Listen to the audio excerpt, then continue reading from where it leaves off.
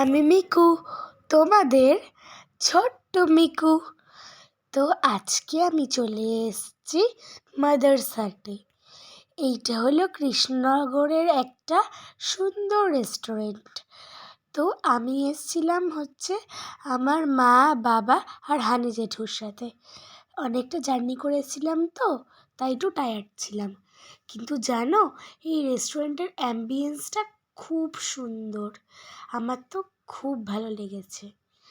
এখানে অনেক সুন্দর সুন্দর ফটো লাগানো ছিল, অনেক সুন্দর সুন্দর জিনিস ছিল, আর আমার খুব ভালো লেগেছে। আর জানো, আজকে তোমাদের জন্য একটা সারপ্রাইজ আছে। একটাই না, অনেকগুলো সারপ্রাইজ আছে। এত একটা ইউনিক রেস্টুরেন্ট, এখানে শুধু একটা সারপ্রাইজ হতে পারে? জানো, আমাদের আস্তে আস্তে না একটু দেরি হয়ে গেছিলো। ওই জন্য আমরা যেই রুমটাতে বসেছিলাম ওটাই ছিল লাঞ্চের লাস্ট ব্যাচ। তারপরে পরের রুমগুলোতেই বসতে দিচ্ছিল। আর এই দেখো, এখানে আরও সুন্দর সুন্দর ফটো। হে হে, এই দেখো, এগুলো মনে হচ্ছিল কোনোটা আঁকা।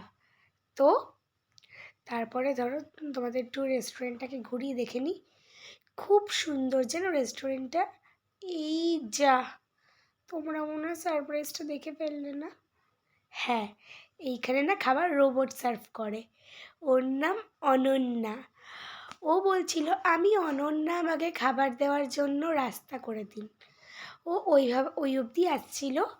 আর বাকি একটা আন্টি ছিল, সেই আন্টিটা আমাদের খাবারগুলো আনতে সাহায্য করছিল এই অনন্যাকে।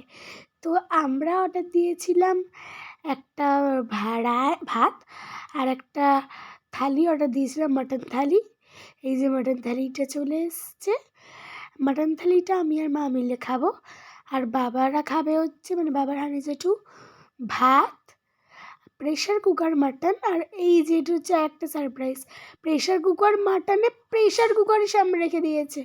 হায় রে, প্রেশার কুকার মাটন আর লোটে মাছ। আর আমরা দিয়েছিলাম একটা চিংড়ি মাছের মালাইকারি। খাবারগুলো দেখে না খুব টেস্টি লাগছে।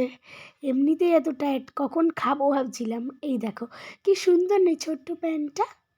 এখানে ছিল রাইস, পোলাও, ডাল, আলু ভাজা, একটু 2-3টে তরকারি, আর লাস্টে দিয়ে গেল আমাদের চিংড়ি মাছের মালাইকারিটা।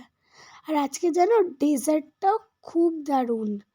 তো এবার চলো তোমাদের প্রেশার কুকার থেকে মাটনটা খুলে দেখাই। তো প্রথমে মা আমাকে একটু সাহায্য করে দিল, আর তারপরে আমি খোলার চেষ্টা করলাম। কিন্তু আমি এইদিকে বেঁকালাম, ওইদিকে বেঁকালাম, টানলাম, কোনো কিছুতেই তো প্রেশার কুকারটাকে খুলতেই পারছি না। আসলে প্রেশার কুকার খুলতে পারি না, অনেক চেষ্টা করার পরেও কিছুতেই খুলতে পারছিলাম না। টেনে টুনে খুলতে হচ্ছিল। এমনিতেই খিদে পেয়েছে, তার মধ্যে আবার এইসব জ্বালা। তারপরে আস্তে করে একটু হেল্প করার পরে খুলতে পারলাম। মাটনটা কি দারুণ লাগছিল, দেখেই তো খেতে ইচ্ছা করছিল। আর থালিটাও যেন খুব টেস্টি লাগছিল। ইনফ্যাক্ট সব কটাই রান্না এত লোভনীয় লাগছিল না। আর তারপরে সব কটা খুব যেন, খাবারগুলো খুব টেস্টি ছিল। আর লাস্টে আমাদেরকে দিয়ে দিল লিচুর পায়েস।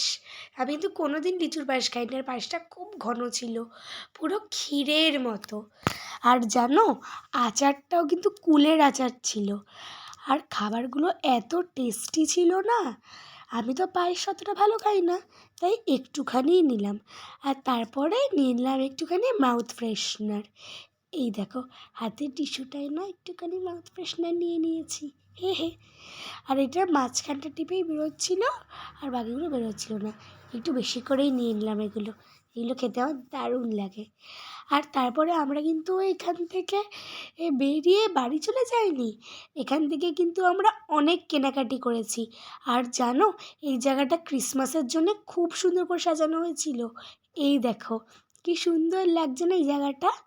এখানে একটা সক্সের মতো ডিজাইন করে তারপরে অনেকগুলো সান্টা ক্লজকে বসিয়ে দেওয়া হয়েছিল। আমি তো গিয়ে বলছিলাম, ও সান্টা ক্লজ, আমাকে কিন্তু এইটা দিও, এইটা দিও, আমি এরকম বলছিলাম। খুব সুন্দর লাগছিল জানো জায়গাটা। এইখান থেকে কিন্তু আমরা অনেক কিছু কেনাকাটিও করেছি। পাশে হাট বসেছিল সেখান থেকে। জায়গাটা এত সুন্দর লাগছিল না, ওখান থেকে যেতে ইচ্ছা করছিল না। আর দেখো উপরে এরকম ক্লাউড ক্লাউড দিয়ে সাজিয়েছে। আর এই সাইডে একটা দোকান আছে যেখানে ছোটোখাটো ওরম ফুচকা মতো ডোনাট, কোল্ড ড্রিঙ্কস, আইসক্রিম পাওয়া যাচ্ছিল। তো চলো এবার কী করা যাক, কেনাকাটি। আর এইখানে এসে তো মাটির জিনিসই কিনতে হবে। কৃষ্ণনগরের ঘূর্ণি থেকেই এখানে মাটির জিনিস আসে। প্রথমে তবু একটু হাড় হাড় তারপর ওই কানের দুল, আংটি, পুতুল এগুলো একটু দেখছিলাম, কিন্তু এগুলো তো কিনবো না, কিনবো তো ওই দোকানটা থেকে মাটির জিনিস। কিন্তু এই জুয়েলারিগুলোও কিন্তু খুব সুন্দর ছিল। আর এখানে কিছু পুতুলও রাখা ছিল, ওগুলো দেখে চোখ তো যাচ্ছিল, কিন্তু আজকে কেনা হবে মাটির পুতুল। ও মা, দেখো কি সুন্দর হাতের কাজ, আমার তো খুব ভালো লাগছিল। পাশে আবার একটা ব্যাগের দোকান ছিল, আর তার পাশে আরও বড় বড় মাটির জিনিস, মানে মাটির বোতল, মাটির চায়ের কাপ, মাটির কেটলি। এটা কিন্তু একটা সেট, মন্ত্রী, রাজা, গোপালের। ওটা বাউল ছিল। আর এই দেখো, এইটা হচ্ছে সেই দোকানটার পাশটা। এই দোকানটাও খুব সুন্দর করে সাজানো হয়েছে। ওই দেখো, আমি ওই দোকানটা বলছিলাম। এখানেও খুব সুন্দর সুন্দর মাটির বড় বড় জিনিস আছে, যেগুলো ঘরের কাজে লাগে। যেমন কাপ, তারপরে মাটির বোতল, তারপরে যেমন সুন্দর করা ব্যাগও আছে। আর এই দেখো এই জায়গাটা। তারপরে আমরা যেন অনেক কেনাকাটি করেছি। প্রথমে একটু আইসক্রিমের দোকানটায় চলে গেছিলাম, কিন্তু ঠান্ডা পড়ে গেছে। তার মধ্যে আবার সন্ধে হয়ে গেছে, মা তো আমাকে কিছুতেই আইসক্রিম খেতে দেবে না। তাই ভাবলাম ঠিক আছে ছাড়ো, কালকে সকালে আইসক্রিম খেয়ে নেব। কিন্তু সেই জায়গাটা থেকে না আমরা অনেক কেনাকাটি করেছি, খুব ভালো লেগেছে। আমরা কিনেছি আমার দুই ভাইয়ের জন্যে গোপাল ভাঁড়, আমার দাদুনের জন্য গোপাল ভাঁড়, ঠাম আর ঐশীর জন্যে পাখি, আর আমার জন্যে কিনেছি একটা গোপাল ভাঁড়। আর এইখানে যেন একটা ফলের ট্রে মতো ছিল, সুন্দর দেখতে, ওটাও নিয়েছি আমি। খুব সুন্দর লাগছিল জানো, দারুণ দারুণ। আর এখানে হাতের কাজ এত ভালো, দেখে মনে হচ্ছে একদম সত্যিকারের। আর এই আংটিটা না খুব ভালো ছিল।